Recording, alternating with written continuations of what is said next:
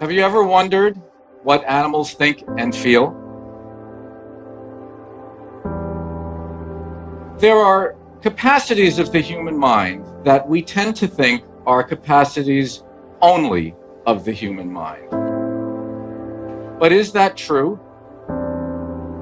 What are other beings doing with those brains?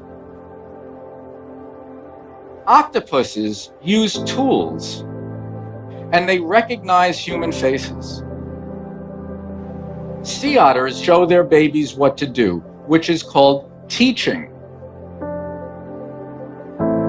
We have the same imperatives. Take care of our babies, find food, try to stay alive. We see helping where help is needed. We see curiosity in the young. We see the bonds of family connections. We recognize affection. And then we ask, are they conscious? It turns out that if you record the voices of tourists and you play that recording from a speaker hidden in bushes, elephants will ignore it because tourists never bother elephants. But if you record the voices of herders who carry spears and often hurt elephants, the elephants will bunch up and run away from the hidden speaker. Not only do elephants know that there are humans, they know that there are different kinds of humans and that some are okay and some are dangerous.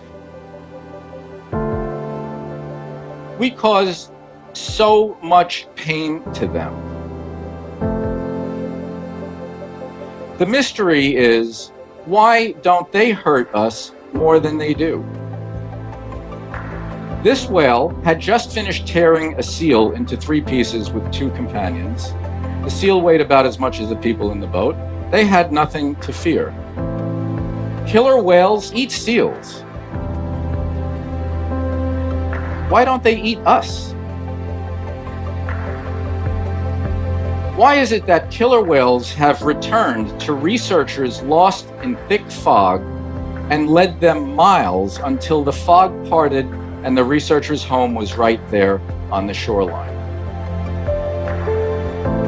The things that make us human are not the things that we think make us human. What makes us human is that of all these things that our minds and their minds have, we are the most extreme. We are the most compassionate,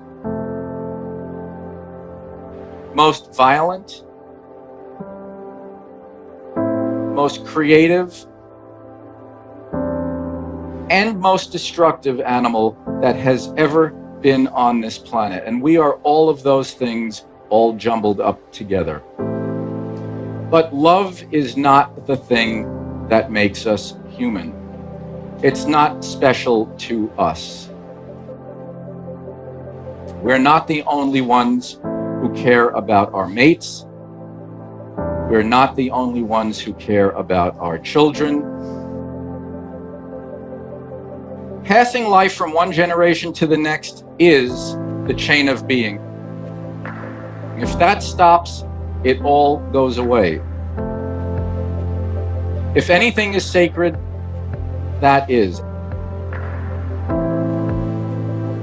When we welcome new human life into the world, we welcome our babies into the company of other creatures. We paint animals on the walls. We don't paint cell phones. We don't paint work cubicles. We paint animals to show them that we are not alone. And every one of those animals, in every painting of Noah's Ark, deemed worthy of salvation, is in mortal danger now. And their flood is us. Are we capable to care enough to simply let them continue?